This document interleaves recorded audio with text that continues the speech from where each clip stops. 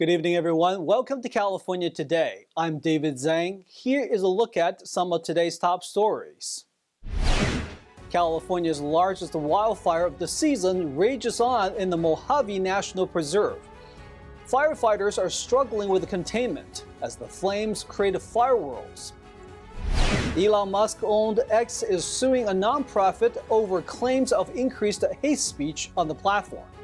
The company says the nonprofit used outdated data to create its allegations. Silicon Valley leaders are looking for ways to help and protect local street vendors. This comes as recent reports show some street vendors are getting attacked while working. California's largest wildfire whips up fire whirls as the blaze continues to scorch the Mojave National Preserve. Smoke from the flames blotted out the sun across Las Vegas as the wildfire spreads into Nevada. The York Fire in the Mojave National Preserve has burned over 80,000 acres, making it the largest wildfire of the season in California. It is about 23% contained as of Tuesday. The blaze erupted Friday near the remote Caruthers Canyon area, crossed the state line into Nevada on Sunday, and sent smoke further east into the Las Vegas Valley. By midday Monday, a smoky haze on the Las Vegas Strip obliterated views of mountains surrounding the city and suburbs. Because of low visibility, the Las Vegas airport reported departure delays of nearly 2 hours. Firefighters battled fire whirls, or fire tornadoes, on Monday in their struggle to get the flames under control. The cause of the York Fire remains under investigation, though authorities say it started on private land within the preserve. Other details were not available. To the southwest, the Bonnie Fire burned about 2,300 acres in the rugged hills of Riverside County. The blaze was about 40% contained on Tuesday morning. More than 1,300 people were ordered to evacuate their homes Saturday near the community of Aguanga that is home to horse ranches and wineries. However, the fire didn't grow on Monday, and some were allowed back home. One firefighter was injured in the blaze. The giant X sign is gone from the headquarters of the company formerly known as Twitter. The city of San Francisco is launching an investigation into the flashing sign. Elon Musk recently rebranded Twitter as X, removed the Twitter logo from the headquarters, and erected the giant flashy X sign on top of the building last week. The San Francisco Department of Building Inspection said Monday it received 24 complaints about the unpermitted structure over the weekend. Complaints included concerns about its structural safety and illumination. City officials say replacing letters or symbols on buildings or erecting a sign on top of one requires a permit for design and safety reasons. The city has opened a complaint and launched an investigation into the sign. Social media platform X, formerly known as Twitter, sued a nonprofit on Monday that fights hate speech and disinformation. X is accusing them of false claims and encouraging advertisers to pause investment on the platform. Elon Musk-owned X is suing the Center for Countering Digital Hate, or CCDH, for asserting false and misleading claims, encouraging advertisers to pause investment on the platform. In a public statement, the company said CCDH is, quote, actively working to prevent free expression by targeting people who speak about issues the nonprofit doesn't agree with. X also claims CCDH is trying to illegally gain access to social media platform data and misuse that data. The company will continue to cooperate with all partners who want to both preserve people's right to freely express themselves and equally work to create a safe and healthy space for everyone. In response, lawyers for the CCDH accused X of, quote, intimidating those who have the courage to advocate against incitement, hate speech, and harmful content online. They also said that X's allegations had no factual basis. The lawsuit stems from a media report published in July, which stated findings from CCDH's research saying that hate speech had increased towards minority communities on the platform since Musk acquired the company in October 2022. X and its CEO, Linda Yaccarino, labeled the report false and said it was based on a collection of incorrect, misleading, and outdated metrics, mostly from the period shortly after Twitter's acquisition. X also filed lawsuits against 4 unnamed entities in Texas and Israel's Bright Data for scraping data. A massive fire broke out at a building under construction in San Francisco Tuesday morning. The blaze quickly turned into a 4-alarm fire that destroyed the building and 4 other nearby structures. At one point, flames completely engulfed the building under construction, collapsing scaffolding. Intense heat cracked windows of nearby structures. San Francisco fire officials say the 4-alarm fire is now contained with no injuries. This fire came in at 5:54 this morning. It brought over 140 firefighters and over 40 fire apparatus to the scene. Those firefighters worked swiftly to ensure the safety of not only lives but property in the surrounding area. The fire did extend to 4 additional buildings, which we call exposures, causing water and fire damage. 8 people have been displaced and are receiving care and aid from city officials and the Red Cross. The cause of the fire is currently under investigation. The California Department of Education adopted a new mathematics framework. This decision comes after 4 years of a revision and despite backlash by critics for its prioritization of equity over algebra and geometry. Say aye and raise your hand. Aye. Any opposed? On July 12th, the State Board of Education approved the new 1,000-page mathematical framework. This comes after 3 revisions over a 4-year span based on public feedback. Board officials say that the new curriculum will structure its new math standard around, quote, big ideas rather than isolated math concepts. And it will focus on problem solving and applying math to everyday scenarios, along with prioritizing minorities by making math lessons, quote, culturally relevant and empowering. According to a statement, Board President Linda Darling-Hammond says, quote, this framework provides strategies to challenge, engage, and support all students in deep and relevant math learning by building on successful approaches used in nations that produce high and equitable achievement in math. But critics of the controversial framework are warning that the new changes are taking away from students' actual math learning. In July 2021, more than 1,200 individuals, including math professors, business professors, and venture capitalists, signed an open letter from the nonprofit research organization Independent Institute to Governor Gavin Newsom expressing their concerns about the equity and social justice elements and the emphasis on politically based social issues. Oakland-based private math tutor and former teacher Michael Malloy founded SaveMath.net in opposition to the framework. He told the Epoch Times that focusing on, quote, big ideas and growth mindset in math lessons will harm both vulnerable and advanced students. The changes to the framework come after a recent report released by the California County Scorecard of Children's Well-Being showed that in 2022, 2/3 of the state's 13.5 million students failed to meet national math and science standards, and 85% of Black and Latino students failed to meet math standards. Street vendors are getting attacked while trying to make a living. That's why Silicon Valley leaders are informing local vendors on how to safely and properly conduct business. NTD's David Lamb reports. It's saddening to see violence, and that's the case with local street vendors, with a recent incident of an ice cream man getting robbed multiple times, as seen in the Citizen app.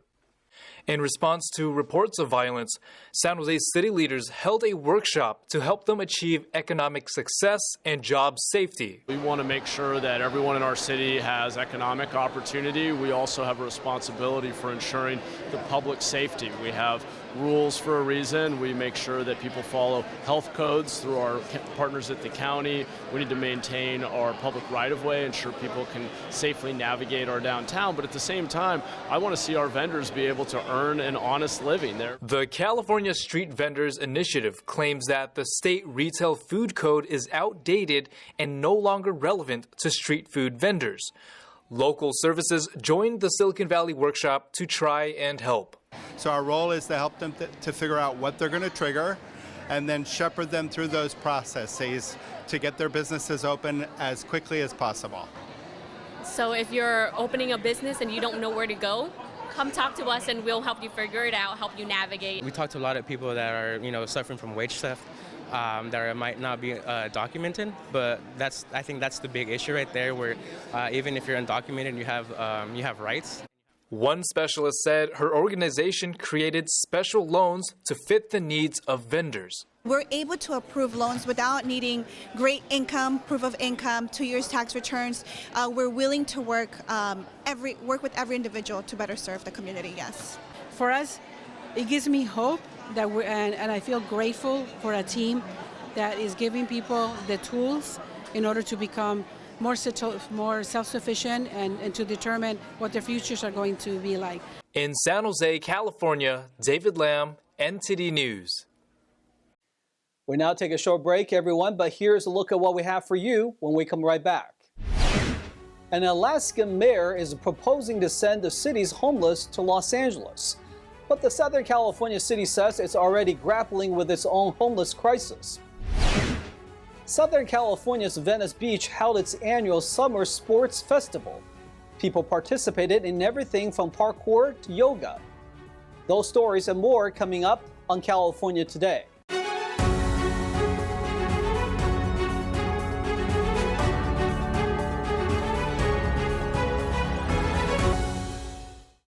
Welcome back to California Today, everybody. I'm your host, David Zhang.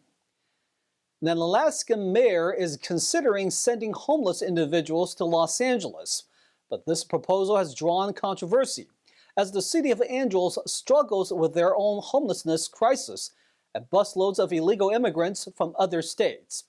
NTD's Christina Corona tells us more.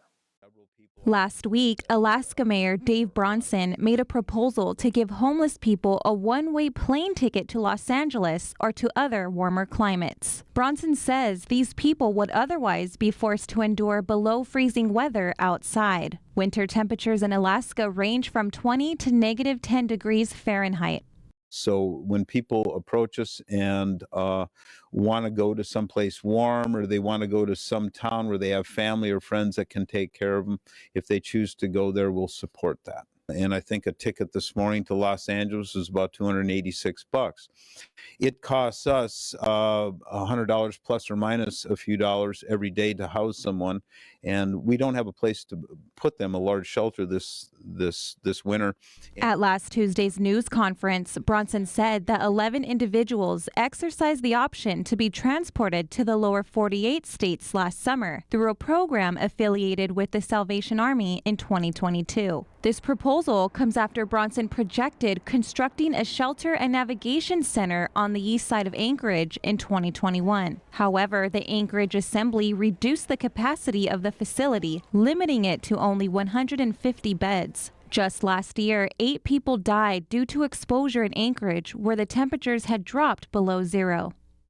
But we're here to save lives. That's my job. This last year was the most deadly year in history for people who are homeless, dying on the streets.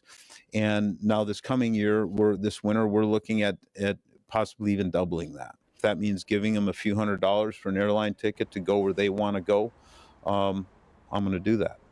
But Alaska isn't the only state wanting to send people to California. 6 buses carrying about 200 migrants from the Texas-Mexico border region have arrived in Los Angeles since last month. Zach Seidel, a spokesperson for Los Angeles Mayor Karen Bass, said the city has continued to work with city departments, the county, and a coalition of nonprofit organizations, in addition to our faith partners, to execute a plan set in place earlier this year. As we have before, when we became aware of the bus, we activated our plan. Mayor Karen Bass has also addressed homelessness by stating, Los Angeles is really the epicenter. We have over 40,000 people sleeping in tents around the city. And so getting them off the streets immediately, putting them in interim housing, which right now are motels and hotels, addressing why they were unhoused to begin with, and then moving them onto permanent supportive housing.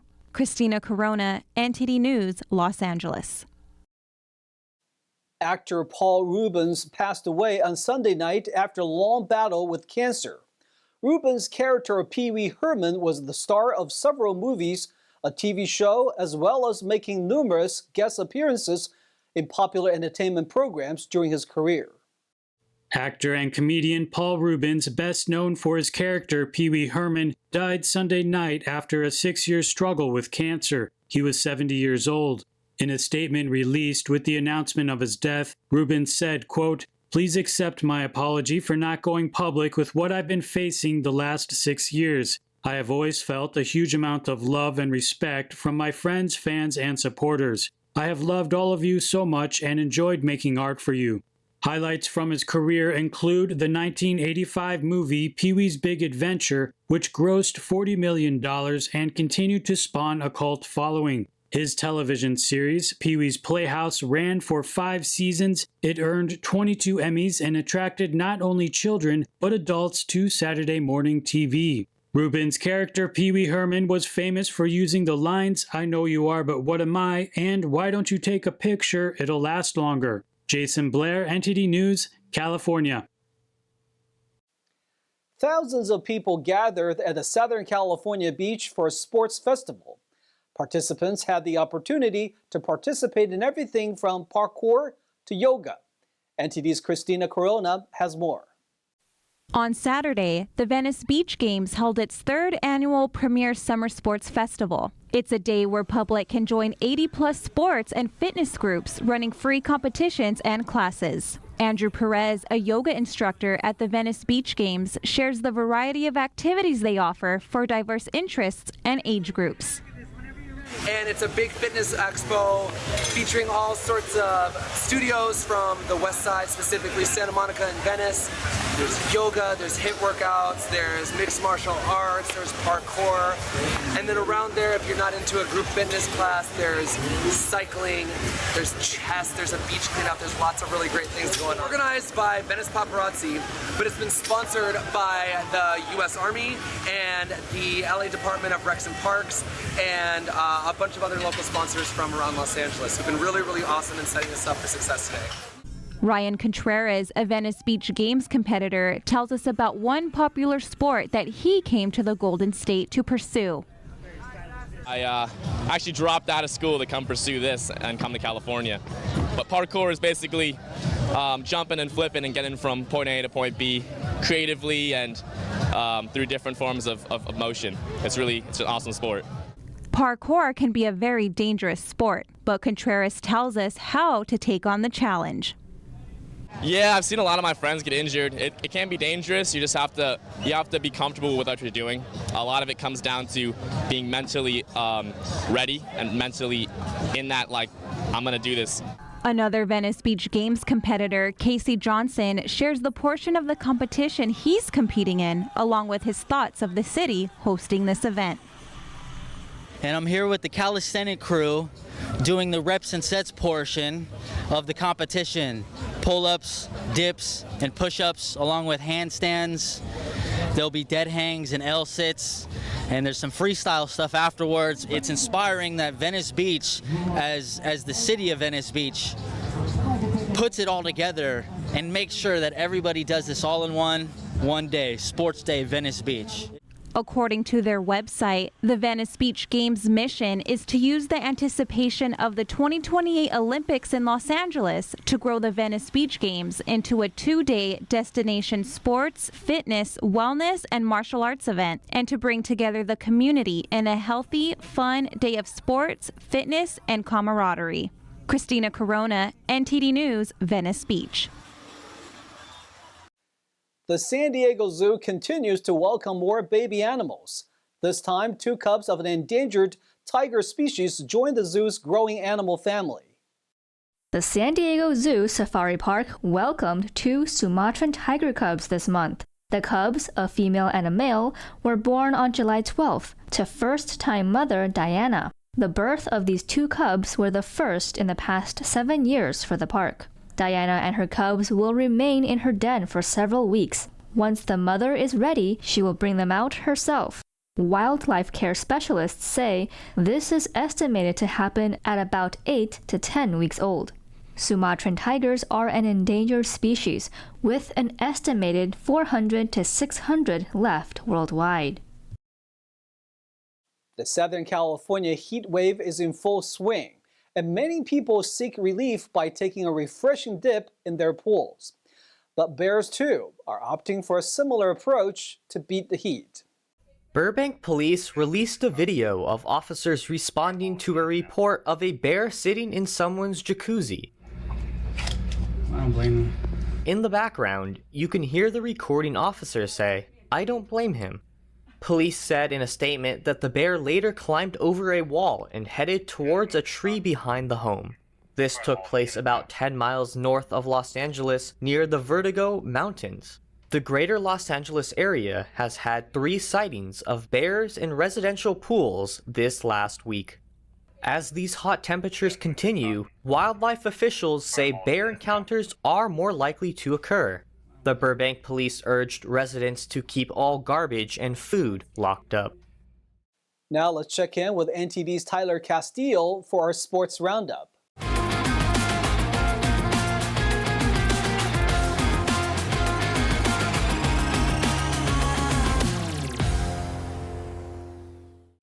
Thank you. I'm Tyler Castillo, taking you through California Today's Sports Roundup. Big news in trades, as the San Francisco Giants and the Seattle Mariners have finalized a trade that will send AJ Pollock and Mark Mathias to the Bay. These moves were completed yesterday, the day before the official MLB trade deadline, aka today. In return, the Giants have either the option to return a player to be named or cash considerations to Seattle. Pollock was a former All-Star and Gold Glove Award winner, and Mathias was picked up off waivers when he was on the Pirates from Seattle, and now he's on the Giants. There's a big question surrounding who will be the future starting quarterback for the 49ers team, as they officially started training camp, but it seems we may finally have an answer. According to Pro Football Talk and other reporters at the training camps, it appears that the order of the quarterbacks will be Brock Purdy being number 1, Sam Darnold being number 2, and then Trey Lance being number 3. Each day is different, however, as this is only based on the first 2 days of practice, and each quarterback had their ups and downs on each day. But it's a shock to see Trey Lance being number 3 when the 49ers traded 3 first-round picks to trade up and select him. I'm Tyler Castillo, and that was today's Sports Roundup. Back to you. Thanks, Tyler. All right, everyone, that's all we've got for you tonight. We would like you to join us again on California Today every weekday at 8 p.m. Make sure to check out our broadcasts at ntd.com/California-today. You'll find all of our top latest clips there, ready to share with friends and family. Send us a message on Facebook, Twitter, Instagram, Ganji World, or through our email, california.today@ntd.com. If you'd like to share news tips or let us know how we're doing, we'd love to hear from you. I'm David Zhang. Have a wonderful evening.